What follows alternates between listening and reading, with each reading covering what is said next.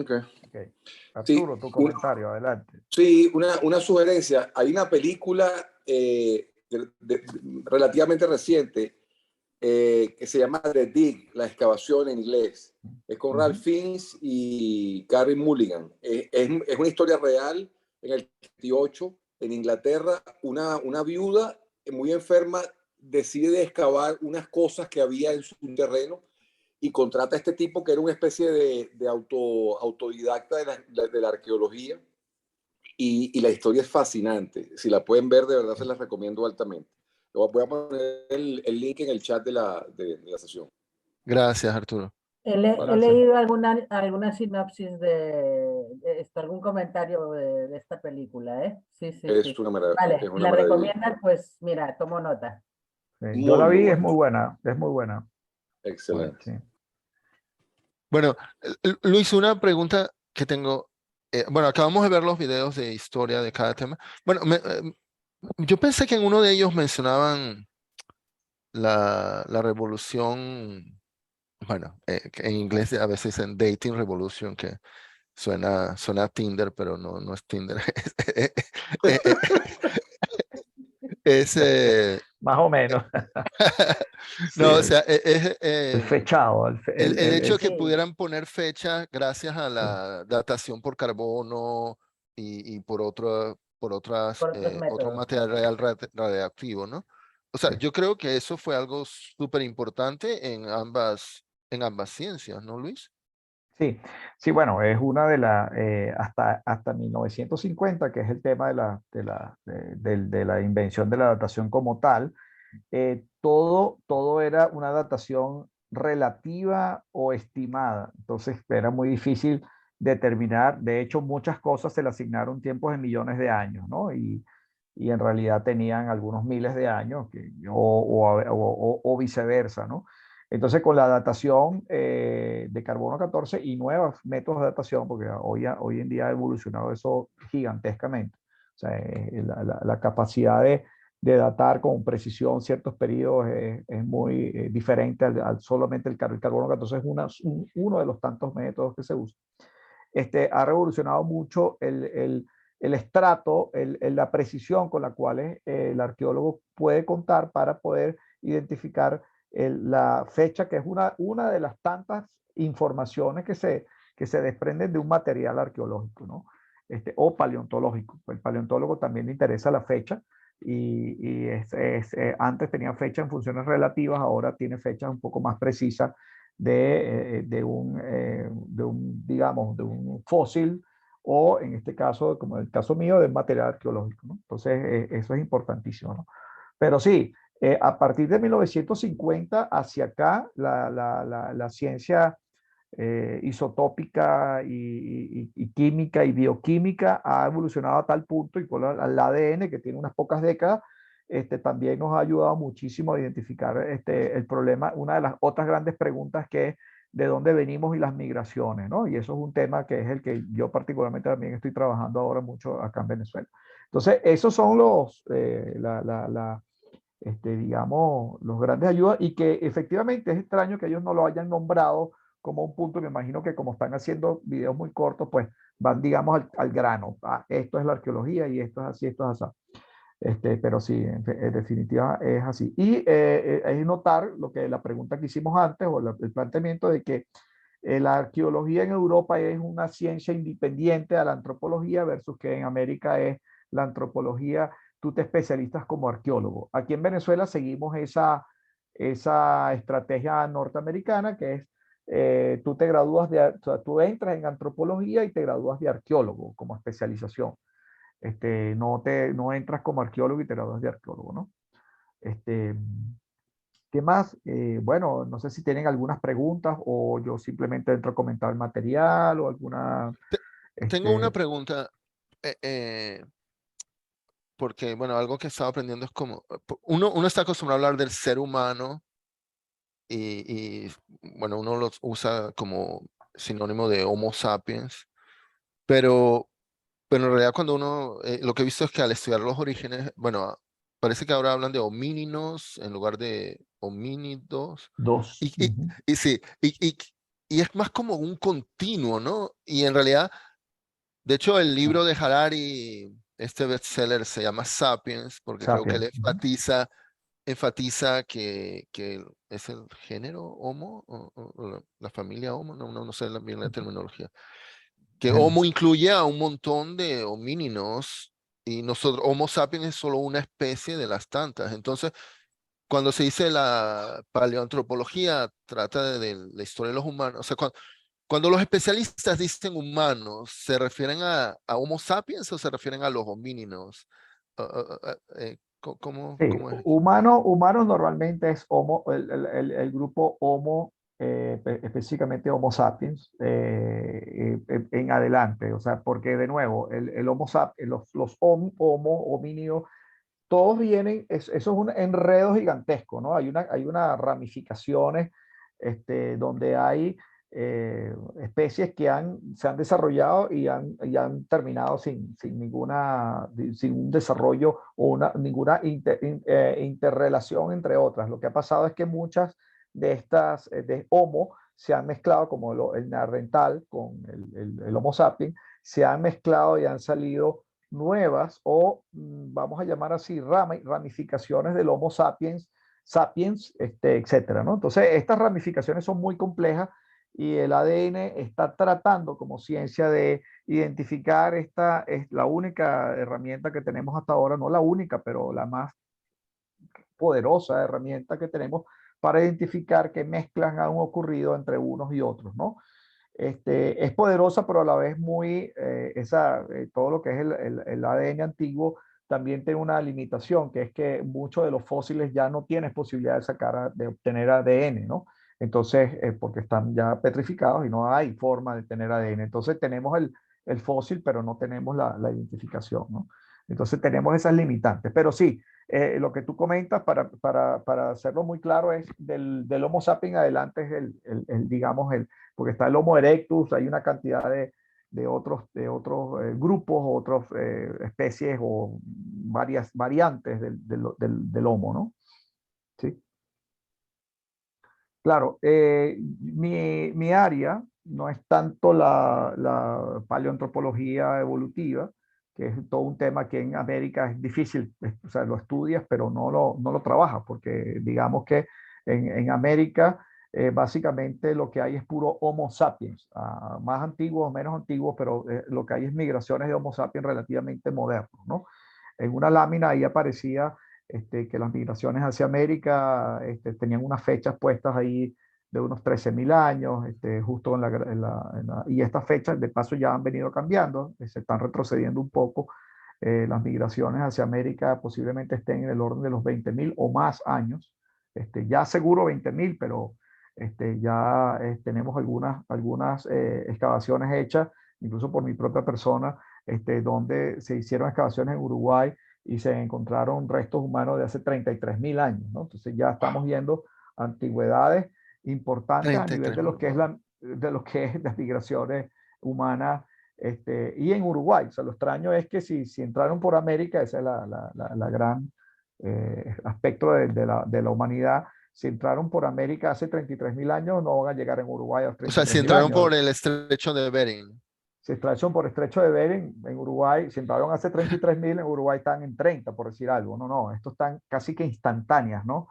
Entonces, lo interesante, eso implica que hay posiblemente una rapidísima movilidad de unos pocos cientos o quizás no llegan a 1.000 años para poder recorrer todo el continente, lo cual es impresionante esas conclusiones que se están empezando a sacar, ¿no?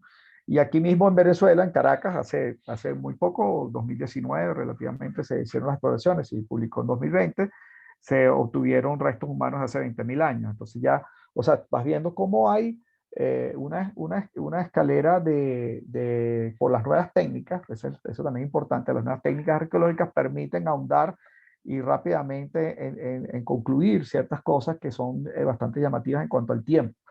La arqueología hoy en día no se está enfocando tanto al tiempo, que es lo que más llama la atención. Wow, 30.000 o 20.000. El problema no es ese, sino de dónde viene eso, ¿no?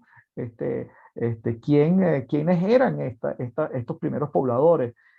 ¿Cómo llegaron ahí tan rápido? ¿Qué comían? Bueno, ya hay otras las preguntas clásicas de cómo sobrevivían, qué se alimentaban, qué tipo de herramientas tenían, ¿no? Entonces yo tengo aquí algunas, yo me fui por esa rama un poco soñador, ¿no? Pensando, oye, quisiera saber quiénes eran los primeros pobladores de Venezuela, ¿no?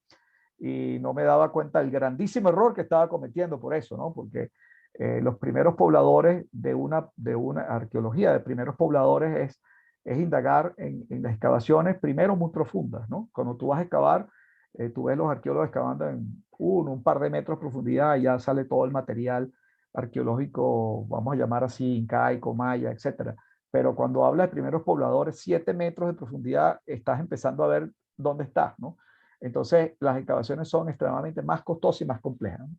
Y la otra es que de repente te consigues el material que tú consigues maya o de las culturas, digamos, más modernas, vas a ver que es un material, voy a poner acá ciertas cosas, ¿no? Un material que, esto es una vasija prehispánica de Barquisimeto, y vas a ver que es algo que es evidentemente hecho por el hombre. Entonces, ¿por qué? Porque esto, naturalmente, esto no coincide con, o sea, es evidente que está hecho por el hombre. Es barro cocido, tiene hasta obras de arte inspiradas, hay mucha trascendencia en este material, ¿no? Entonces, o por ejemplo, como esto, ¿no? Que también es una figurina valencioide, que el cual tiene, digamos, toda una simbología que va más allá de cualquier homínido, ¿no? Como lo podríamos pensar. Entonces, hay una trascendencia, ¿no? Pero cuando vas a los primeros pobladores, te consigues cosas como esta, ¿no? Que es esto, ¿no?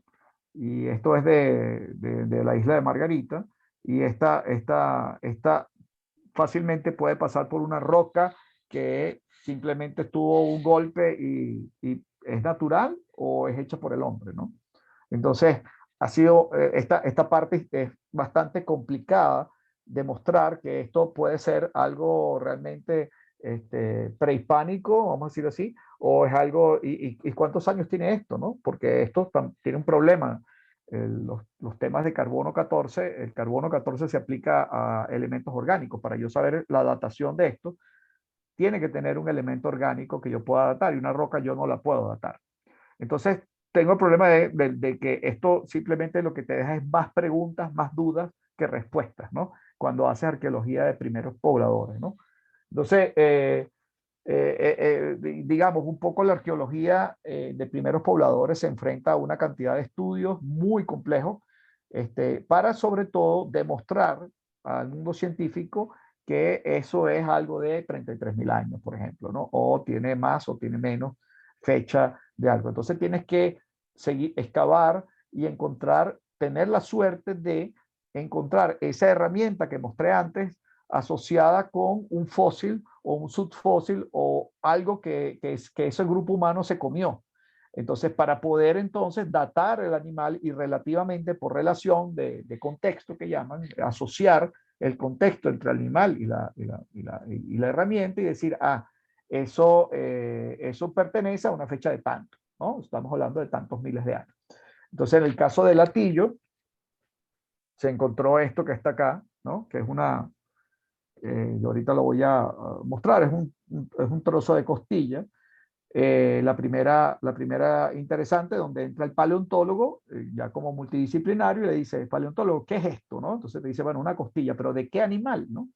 Entonces es de un perezoso gigante. Entonces, al ser de un perezoso gigante extinto, que murieron o se extinguieron hace unos 9.000 años, 12.000 años, entonces estamos hablando de que si esto fue comido por el hombre en asociación con una herramienta, entonces tenemos una herramienta de este tipo, vamos a poner esta herramienta precisamente, ¿no? Que es una herramienta lascada. Si esta herramienta está asociada con esta costilla, entonces tú puedes decir, esta herramienta, si apruebas que esto es hecho por el hombre, esto fue comido por el hombre, entonces tiene alrededor de 12 o X cantidad de años. Al hacerle prueba de carbono 14 a este hueso, se determinó que tenía alrededor de 20.000 años. Y ¿cómo sabemos que es voy a ver si se puede ver, no estoy seguro que se pueda ver, pero vamos a intentarlo. Voy a poner una lupa acá y déjenme un momento, bueno, voy a hacerlo primero para que lo vayan viendo. Acá hay un par de muestras, un par de marcas, ¿no? Que se demuestran, vamos a ver si ahora lo hago. Sí, Aquí están las par de muestras, ¿no? sí. ¿Eh? Esas muestras se mandan a un laboratorio que hace con un estudio microscópico, hoy en día con un escaneo electrónico, se hace un estudio y se demuestra que fue inclusive hecha por la herramienta que estaba asociada, ¿no? Entonces, al datar el hueso y la herramienta, efectivamente, ese perezoso gigante se lo habían comido un grupo de cazadores que pasó por Caracas en algún momento y se encontró o cazó este perezoso gigante, un animal que tiene como unos 2,5 metros de alto, 3 metros, como un oso, y fue comido. Entonces ahí tienes unas demostraciones donde puedes usando diferentes grupos, diferentes especialistas. Tienes el paleontólogo que se encarga de ese fósil, que como vimos no es una especialización no es especialización del arqueólogo. El arqueólogo sí hace análisis lítico, que es el análisis de estas herramientas, y la herramienta y la excavación es importante excavarla asociada para poder entonces tener, digamos, el contexto de que esto está relacionado con aquello y por lo tanto puedes tener esa conclusión. Entonces, esas son cosas que se están haciendo acá en Venezuela.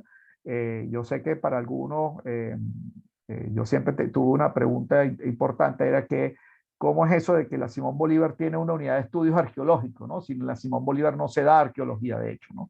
Esa siempre mucha gente me pregunta, pero en la Simón Bolívar no se da arqueología, o se puede estudiar arqueología en la Simón Bolívar. La respuesta es no. Este es un grupo de arqueólogos que estamos, digamos, un poco bajo perfil,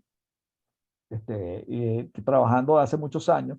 Trabajamos con universidades que nos aportan apoyo desde apoyo internacional y nos asociamos a la Simón Bolívar por un tema de que nadie nos quería, ¿no? Digamos, ninguna universidad en Venezuela quería asociarse con nosotros. Entonces, porque muchos de nosotros éramos ingenieros también, ¿no? Entonces teníamos ese grave problema. Entonces acudimos a nuestra alma mater para decirle, mira, necesitamos que nos apoye, y después de mucho convencimiento y todo, logramos hacer la unidad.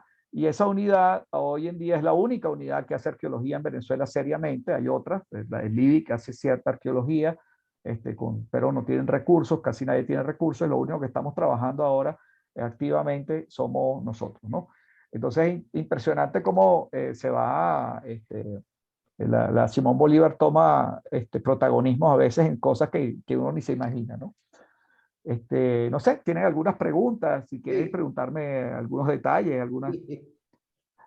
Mira, ¿en qué unidad, estructuralmente, con qué unidad tienes vinculación, Bolívar? Eso es importante. Estamos vinculados al IERU, que es a su vez con Okay. urbanismo. ¿Mm? ¿Okay? Claro, porque inicialmente se pensó que una de las ventajas de esta unidad de arqueología, ya que salió la ley de patrimonio cultural y otras cosas, era que en los urbanismos y eventualmente arquitectura, eventualmente la unidad de estudio arqueológico pudiera ser estudios de impacto arqueológico. Eso es algo que vamos a empezar a oír más adelante, así como hay estudios de impacto ambiental antes de hacer una obra, un hotel o una cuestión como está muy en boga empujándose ahora en las islas de Venezuela, que tienen digamos, una sensibilidad ambiental. También hay la posibilidad de que estén interviniendo un área arqueológica sin saber, y entonces se hace un estudio, lo están empezando el gobierno a solicitar como los países de Europa, pues, ¿no? Entonces, esa unidad se insertó en eso, y mientras tanto, mientras ese servicio se provee en conjunto con la universidad, nosotros trabajamos en nuestro laboratorio haciendo arqueología investigativa, pues, en general, ¿no? No, perfecto. ¿Qué libro está escrito a Funindes? Correcto. Yo fui presidente de FUNINDE. Imagínate. Bueno, de alguna manera, eso está un poquito ahorita huérfano porque la universidad obviamente está Que bastante... la presidenta actual está en España. Exacto, exacto. Mara, muy amiga mía. Mara. Sí, Este, entonces yo me tengo que reunir vía Zoom con Mara y con otros profesores para ver un poco el futuro, ¿no? Del IERU, digamos un poco, porque nosotros seguimos haciendo un trabajo, seguimos reportando investigaciones científicas a nivel internacional y eso estuvimos hablando de cómo lo manejamos, ¿no? Dentro de la universidad, ¿no? mira, Entonces, te lo pregunto porque lo que pasa es que yo me jubilé hace 24 años. Pero, y después que me jubilé, me dio un derrame cerebral y estuve fuera de combate 8 años, 6 años, y no podía, era un idiota. Bueno, sigo siendo un idiota, pero... todos somos un poco idiotas en cierta manera, ¿no? El punto es que desde el 14, dado que había pocos profesores en la universidad, o sea, se habían ido y me pidieron que regresara. Y empecé poco a poco y todavía estoy ahorita, pero ahorita estoy muy activo. De hecho, estoy en la comisión en la comisión de planificación de la universidad. Entonces, una de las cosas, claro, la gente todavía, los ánimos están muy caídos y demás, pero yo sí, bueno, yo fui el último director de planificación allá en la universidad antes de jubilarme y sigo entusiasmadísimo o sea, mi gran proyecto de vida es reconstruir la universidad, hacer reingeniería de la universidad. Claro. Y la idea es empezar a agrupar a todas las personas que estén en esa onda. Y es por eso que veo que tú estás trabajando, tú ni si te cogieron de contrabando Sí. y yo creo que realmente ese es el tipo de personas que tenemos que darle toda fuerza a la universidad. Es importante tener fuerza porque teniendo fuerza se presentan proyectos y se consigue financiamiento. ¿Me explico? Entonces, la idea es que generar un movimiento, nombre y empezar a conseguir financiamiento para apoyar estos proyectos. Entonces, proyectos como el que tú tienes, perfectamente puede ser un esquema de estudios previos, se puede hacer vía diplomados, ya que no hay una carrera de posgrado, pero se puede hacer un diplomado. Claro. Diplomado, buscándole ciertas aplicaciones que sean atractivas para la gente, se le da un diplomado, y eso se hace con FUNINDE, básicamente.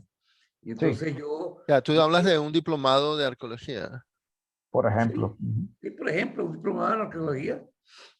Pero eso digo, sería...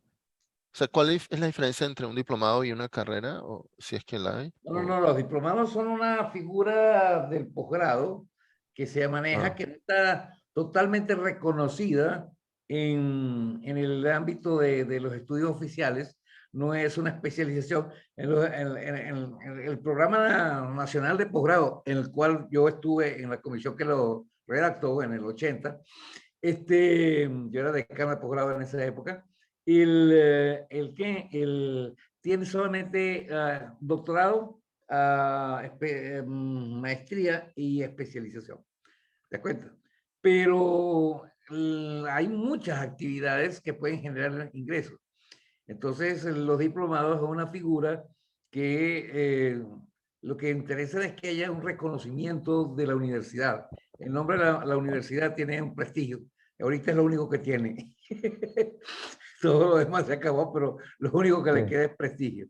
Entonces, pero eso es muy valioso ese prestigio. Es lo que te iba a decir. ¿Ah? Es lo que te iba a decir precisamente. Por lo menos nos queda eso. No, y hay una red de personas que yo creo que entre esas dos cosas, una red de personas como nosotros, como tú, Gustavo, etcétera, que de alguna manera estamos ahí satélites, pero a la hora de armar algo, pues se pueden unir y generar bueno, un diplomado es un ejemplo, pero se pueden crear muchas cosas. Sí, es que de hecho me estaba preguntando, o sea, un curso como este de Big History no encajaría en algo así, en algo allí. Puede ser diplomado. Pudiera ser un diplomado. O sea, digo, parte. O combinado parte de Big History con arqueología. No, claro, que sea como una materia que es que tuviera fíjate que ver. o un par. Hubo un proyecto de crear un programa de pregrado, una licenciatura en artes liberales. ¿Te das cuenta? A mí me entusiasmó tanto que yo me comprometí, o sea, me comprometí a participar en eso y ofrecí un programa de filosofía de la computación. Y yo estaba trabajando en hacer un programa de filosofía de la computación. Pero resulta que el CNU no aprobó el proyecto. Por alguna razón no lo aprobó. Entonces, yo pensé, digo, bueno, déjame reorientarlo hacia un diplomado. Y entonces, claro, lo que pasa es que realmente la Simón Bolívar también está muy golpeada.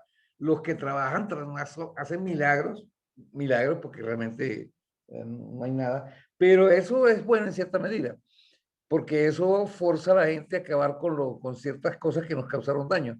Y es que realmente las cosas, todo se hacen de gratis, es gratis, la educación es gratis. Aquí la idea es conseguir esquemas de financiamiento para financiar los programas. Entonces los diplomados es la salida que permite el sistema educativo nacional en cierta medida para que tú tengas proyectos de esto. Entonces tú le das un diploma como cualquier empresa. Pero lo que pasa es que la importancia del diploma es el prestigio que tenga la institución. Y la Simón Bolívar tiene prestigio. No lo ha perdido y es bueno que no lo pierda. ¿Me explico? Claro, la idea es salvarlo y eso es haciendo proyectos buenos y que sean famosos. Sí. Aquí, por ejemplo, la Unidad de Estudios Arqueológicos tiene ha ganado poco a poco, ¿no? Un prestigio interesante. Nosotros siempre lo hemos asociado a la Simón Bolívar para mantener ese apoyo, pero ahorita hay, o sea, digamos, esa unidad está haciendo estudios no solamente en Venezuela, sino fuera de Venezuela, ¿no? Claro, claro. Entonces, y además está haciendo publicaciones científicas a nivel internacional en revistas prestigiosas, ¿no? Entonces, está logrando, digamos, poco a poco.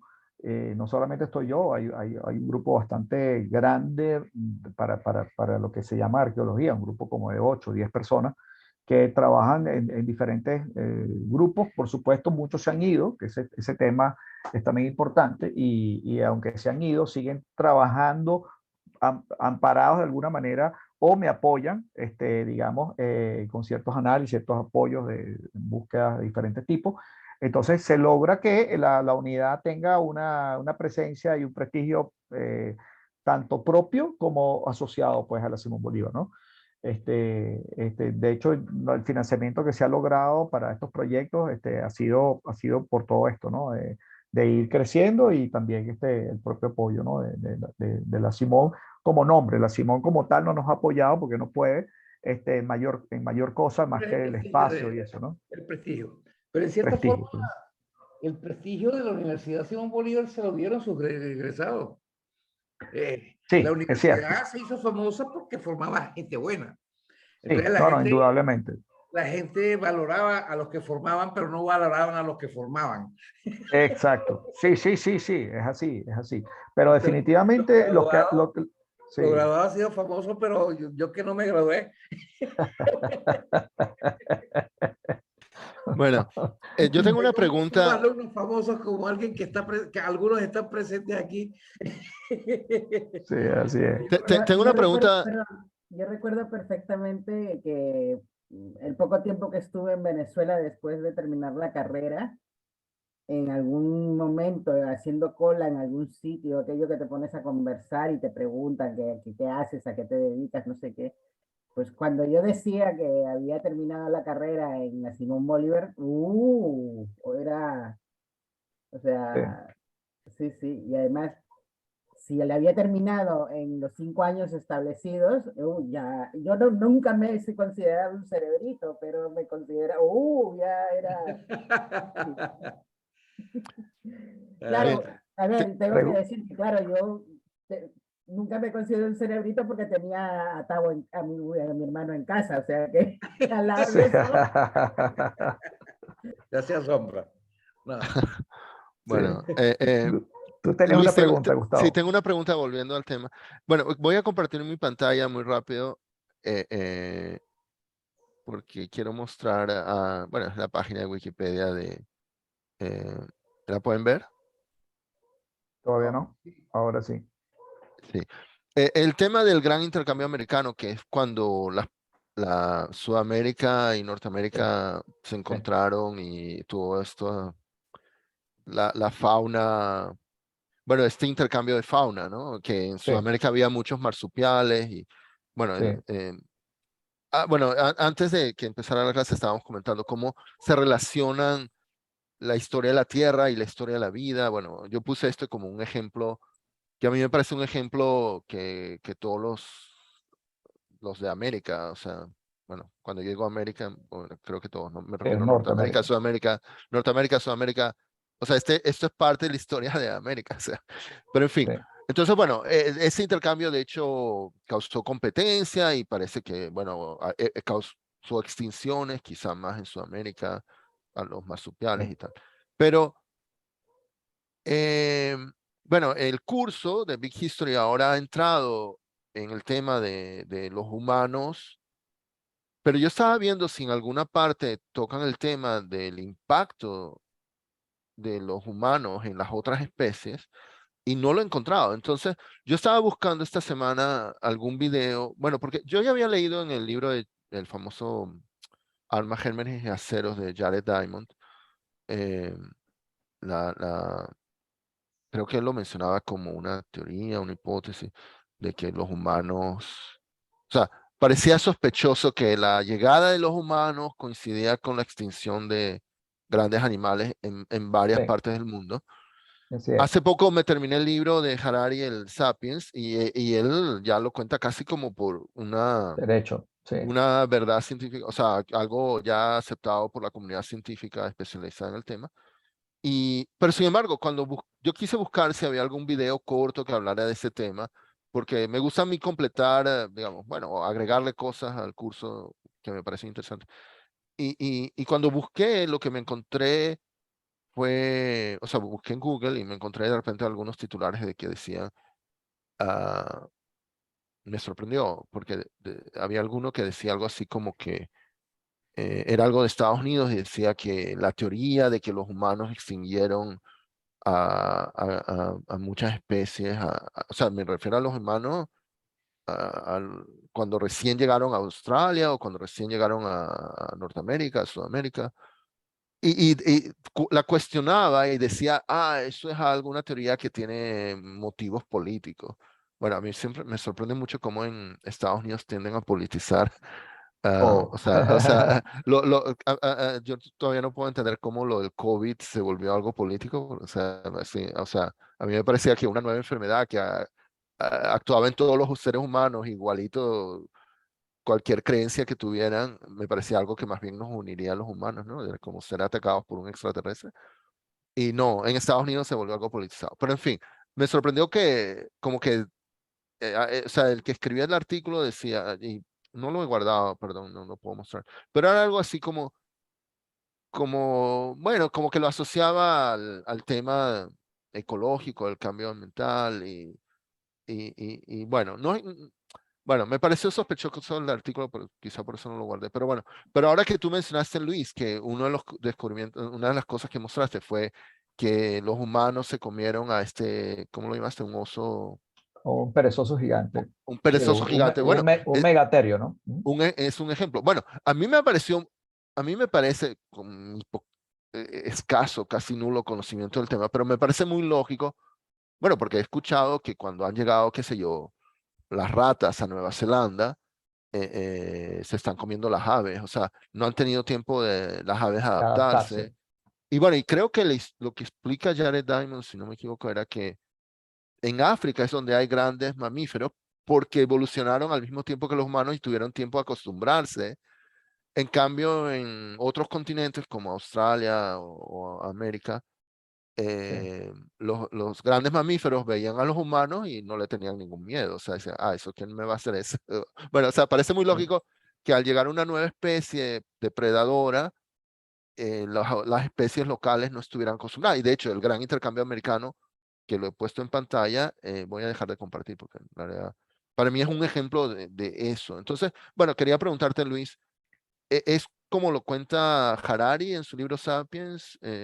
Bueno, cuéntanos del tema, por favor. sí, hay una trilogía de cosas aquí, ¿no? Es decir, la respuesta es sí y no. Es decir, cuando se hace el intercambio, un intercambio bastante, relativamente abrupto aparentemente, por los hechos que tenemos, es que si el hombre pasa a América, vamos a hacer el caso de lo más conocido, pasa a América del Sur y de América del Sur a América del Norte, pero lo importante es que el humano pasa y algunos animales Perdón, grandes, como, quisiste sí, decir al revés, ¿no? A o América del sea, Norte y el exacto, de humano. América del Norte pasa el humano hacia América del Sur, ¿verdad? Los dientes de sable, por ejemplo, los animales grandes, pasan también a América del Sur, ¿no? Aquí se han encontrado dientes de cimitarra, dientes de sable, animales cazadores de gran calaña, de gran nivel, ¿no? Entonces, cuando pasan a este sitio donde nunca los han visto, evidentemente están en desventaja por problemas de adaptación, ¿no? Entonces, no solamente el hombre, sino también animales de competidores pues, del hombre o de cacería, carnívoros.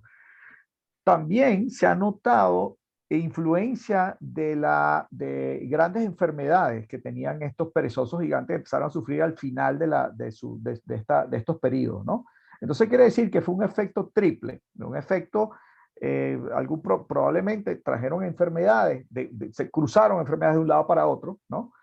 Cruzaron grandes carnívoros del norte al sur y cruzaron, dentro de esos carnívoros cruzó el hombre también. Entonces todos estos efectos de una manera muy abrupta hizo que todos los que esos animales del Pleistoceno pues se extinguieran, sobre todo la megafauna que llaman, ¿no? Los grandes mamíferos, ¿no?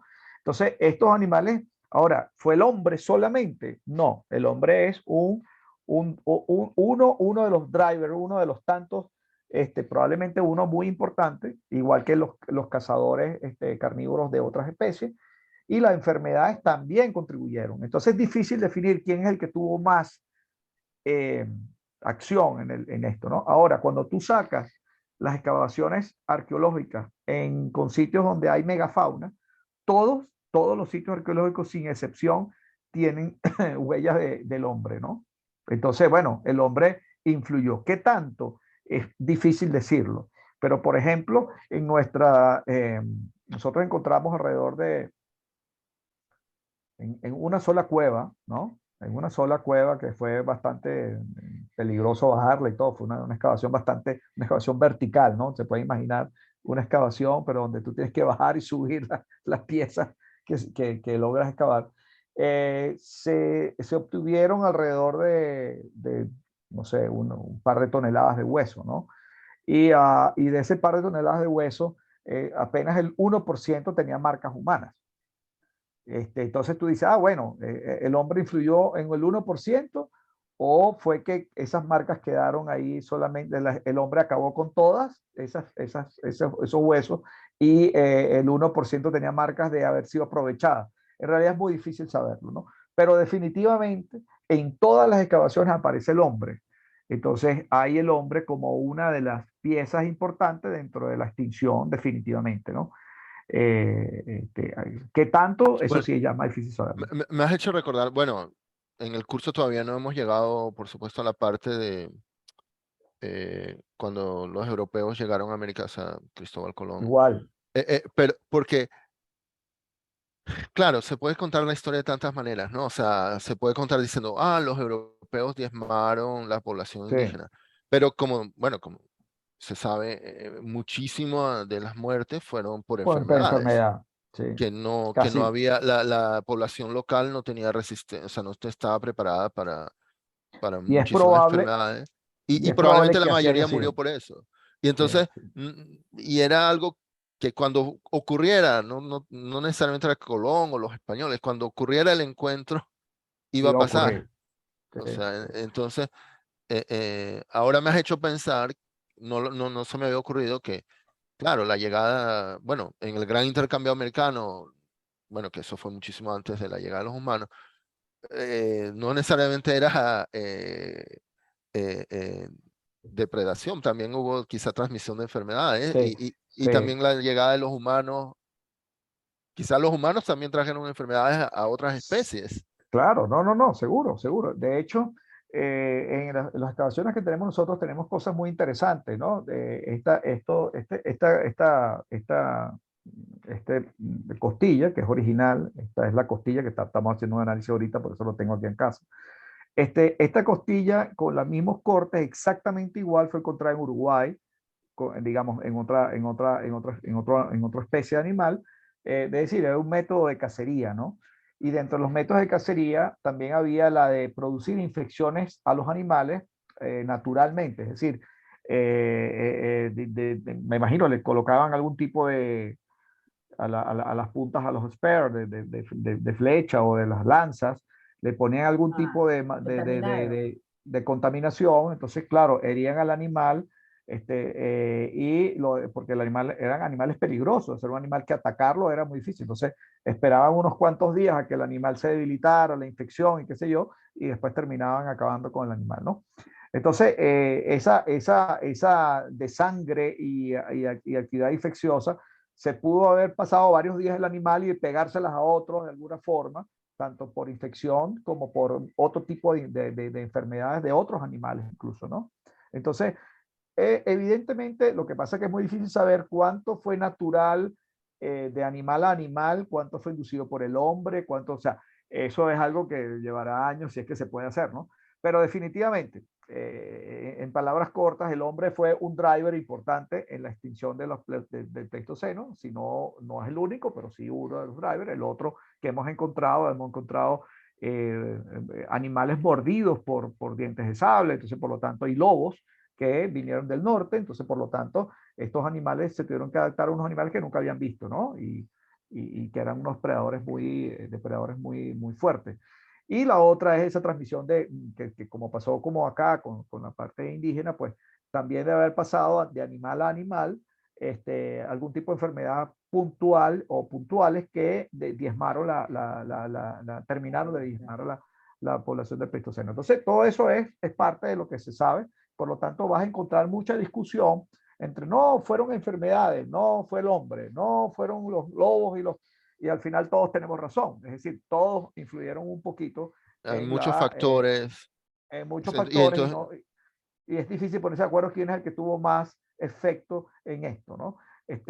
Yo ya casualmente he podido trabajar en varias partes de Sudamérica con estos, estoy cazando los cazadores, entonces al hacerle esta cacería de cazadores he podido identificar que donde hay huesos del Pleistoceno, donde hay unos megaterios o animales similares, está marcas del hombre, siempre. O sea, entonces, bueno, el hombre iba detrás de estas manadas y por eso también hubo una rápida expansión, una rápida migración de norte a sur, siguiendo estos grupos de animales que ya venían un poco, digamos, en capa caída porque el hombre llegó después de ese gran intercambio, ¿no? O sea, el hombre llegó un poquito más tarde. Entonces probablemente ya había creo que fue, ya va, déjame ver, sí, creo que fue bastante más tarde, o sea, sí, por eso, bastantísimo más tarde. Por sí, eso sí, te digo, creo que estamos pues sí, hablando de escalas gigantescas comparativamente. diferentes, sí, Sí, creo. entonces, por lo tanto, esos Ok, intercambios, aquí dice, bueno, en Wikipedia, sí, bueno, sí, que para esas cosas le creo. La migración culminó la del gran intercambio americano, hace aproximadamente 3 millones de años. sí, ahí empezó, pero yo creo que como todo eso pasa por, digamos, esa migración pasa por la selva de Darien, que es un Es estrecho, muy, un sí, embudo. Eso hizo una limitación de un pase un poco sí. progresivo de Hubo un ciertos video que animales. vimos en que hablaban como que hubo, no me acuerdo, eran 3 o 4 olas. Bueno, Así sí, es, sí, y bueno, es un proceso súper largo, ¿no? claro. Entonces, eso Y como permitió dices, de cierta. hecho, ese estrecho de Darien hasta ahora no se puede hacer carretera allí. Sí, entonces es una especie de embudo que permite regular un poco el paso a nivel biológico, ¿no? Pero cuando llegó el hombre, encontró la manera vía marítima bastante probable para poder pasar por esos estrechos de manera muy rápida y lograr invadir, digamos, seguir haciendo la cacería costera y posteriormente hacia las partes más internas de América, ¿no? Hay uno de los trabajos que se hizo en la unidad de estudios arqueológicos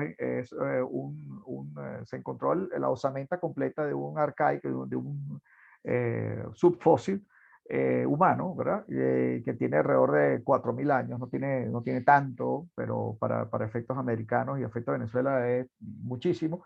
Y ahí se identificó que, por ejemplo, esta persona venía de Estrecho de Bering, era completamente diferente a los indios posteriores. Entonces ya tú tienes uno de las primeras migraciones,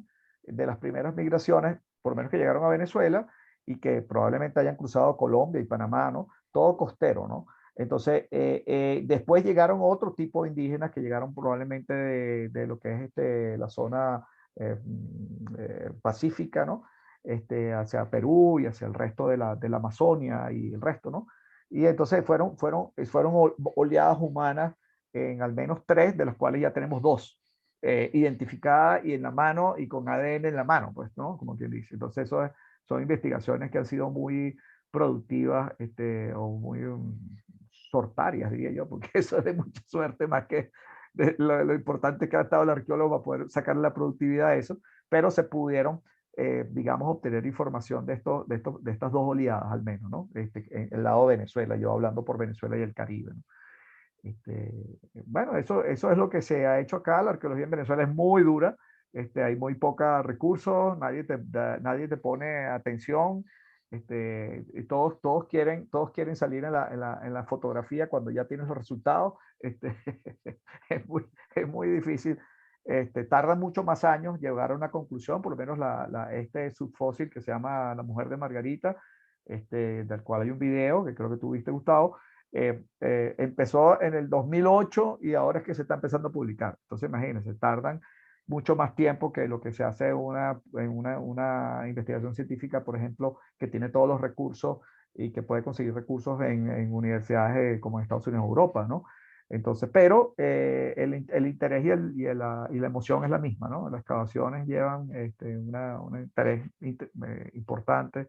Realizarlas es bastante, en Venezuela particularmente es bastante difícil, tanto por los temas de seguridad como por los temas de llegar a los sitios. Es mucho más complicado que, por ejemplo, ir a Perú. Yo he hecho excavaciones en Perú y en Perú, a pesar de lo retirado y lo remoto de muchas regiones, siempre llega una carretera, siempre llega algo, ¿no?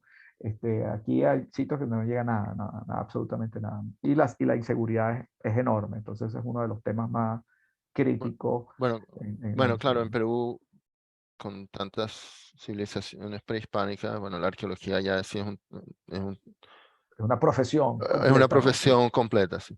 Sí. Bueno, no sé si alguien tiene alguna otra pregunta para Luis, o ya culminamos la grabación aquí.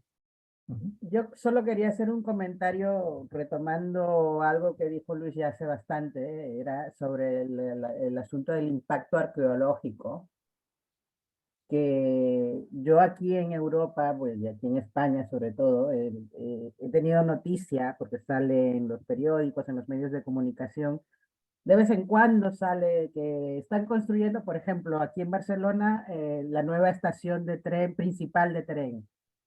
Y resulta que haciendo las excavaciones para los cimientos y tal, encuentran algo, restos arqueológicos. Y se paraliza la obra, porque tiene que entrar un equipo de arqueólogos, de científicos de esa área, y empezar a estudiar esos restos, y eso puede llevar mucho tiempo, etcétera, etcétera. Y lo que he leído es que en ocasiones ocurre, porque aquí está bastante concentrado, digamos, eso de poder encontrar restos arqueológicos, es que están construyendo un edificio y al hacer la excavación para los cimientos encuentran algo y se quedan calladitos para que no les demoren la obra. Entonces, a saber qué cosas se pueden estar perdiendo por eso. Pero que es Sí. importante. Por eso También. en Inglaterra son un poco más precavidos en algunas de esas cosas y se hace un estudio de impacto, aunque el estudio de impacto no es capaz de determinar todas las capas arqueológicas que van a encontrar al hacer un Claro. cimiento, ¿no? Pero el arqueólogo, por trabajos históricos, por o sea, es el especialista, pues, puede por lo menos intuir o predecir en cierta manera cuál va a ser el impacto de esa construcción en ese sitio. Entonces, eso es algo que se hace normalmente, o se debería hacer más. Normalmente España no es muy a favor de eso. En algunos No es muy países, rigurosa. sí, no es muy Sí, rigurosa. en Londres sí abrieron una línea de metro hace poco, y bueno, esa tardaron años en construirla, Sí, y sí, y encontraron algo, y de hecho han hecho como un pequeño museo con sí, las cosas que encontraron. O sea, lo tenían puede ser, arqueólogos en el equipo. sí. Bueno, sí, sí, sí. Bueno, el subway de México es un museo. Sí, exactamente. Y México es uno de los que está ahorita liderizando un poco esa estrategia de prevenir primero antes de excavar, bueno, porque en Ciudad de México, pues cualquier cosa que abra puede haber información y de hecho, cada vez que hacen algo, incluso en las afueras de México ya se consigue material suficiente porque ese es el tema del impacto, ¿no? El material, puede haber material arqueológico, pero puede que el impacto sea muy bajo a nivel de la investigación, porque de repente el material ya está súper conocido, es un área secundaria, entonces tú para no parar la obra, porque tienes que llevar el arqueólogo que está haciendo ese trabajo, hace un balance entre parar la obra que detiene el avance comercial, etcétera, de la sociedad, Tiene y un coste, pararlo claro, tiene un costo importante. Entonces, pararlo por cualquier cosa, porque encontraste lo que llaman un tiesto, ¿no? Un trocito de cerámica, pues no tiene sentido. Ahora, si hay un cementerio, o sea, hay una información ya más relevante, entonces el arqueólogo dice, sí, hay que parar la obra. Entonces, por eso es que es importante la intervención de arqueólogos profesionales en el área, y eso fue lo que se pensó con el IERU, ¿no? De paso, Jorge. O sea, se pensó un poco de que las intervenciones de PDVSA en aquel momento, cuando fuesen a hacer estos pipelines y estas cosas, a medida que fuera, en vez de romperlo y después llamar y decir, mira, nos llevamos por el medio una cantidad de cosas, era ir trabajando con el arqueólogo de una vez, ¿no? Entonces, eso se pensó en su momento, después, bueno, se vino todo abajo y todo lo que sabemos, y eso quedó por eso salió el IERU y salió la unidad de estudios arqueológicos, pero la unidad, para no parar, siguió trabajando y estamos donde estamos, ¿no? Que llegamos hasta este punto. Claro. Muy bien. Pues También Luis, yo creo que está todo lo que es la tenemos parte de como, ingeniería geofísica. Sí, sí, hemos trabajado con geofísica y con biología, porque biología hace unos Claro. estudios importantes de palinología y otras cosas que nos sirven a nosotros y fosilíferos, etcétera, que nos sirven a nosotros como apoyo de ciencia apoyada a la arqueología, ¿no? Claro. la verdad Em, que te felicito, Luisa, porque tiene mucho, bueno, y a todo el equipo que trabaja también en arqueología allí en condiciones tan adversas. Sí, gracias. Tiene mucho mérito, la verdad, ¿eh? Y demuestra un gran amor por esa profesión, por esa ciencia. Sí, lo hacemos por puro amor al arte, nadie nos paga, de hecho, ¿no? sí, sí. Sí, Totalmente, totalmente, digamos, donamos nuestro tiempo, donamos, Vocacional. sí. sí, vocacional Eh, puro. es admirable, Luis. Muchísimas gracias por tu presencia. Ahora que me has hecho acordar de los videos que hiciste el año pasado, los voy a incluir en la lista de videos extras de la clase de hoy. Puedes Para, bueno, incluirlo, para promocionar un poco el trabajo, porque sí, primero que nos da un poco idea al venezolano de dónde venimos. Se hablan ciertas cosas de nuestra procedencia originaria, y se habla también del latillo, como es un trabajo, por supuesto, más efímero, porque se tiene menos pruebas hasta el momento, pero que está ahorita, va a seguir en excavación ahorita en octubre, noviembre, debemos estar arrancando otra vez. Entonces, bueno, ¿En qué parte de esperemos que sí, Latillo? sí. ¿En qué parte de Latillo? estamos, nosotros no decimos el sitio por cuestiones Ah, ok. No, no, está bien. pero es en Alto Atillo, una zona verde que está en una zona rocosa geológicamente Ok. resguardada, en una zona geológica de la formación Las Brisas, y es una falla geológica de paso, es como una grieta, y por ahí para abajo, de todas maneras, que se ha protegido porque nadie se mete por ahí, por supuesto, sitio muy, Claro. muy riesgoso, y baja unos 30 metros más o menos dentro de una cueva grieta, llegas al fondo y esa grieta preservó todos esos restos arqueológicos y paleontológicos ahí por miles de años. Bueno, Bueno, Porque aquí también es cerquita, cierto, al lado- ciertos al lado donde yo accidentes vivo. geográficos ayudan. Ok, Sí, sí. bueno, muchísimas gracias. Voy a parar la Muchas gracias. grabación. chao. Gracias.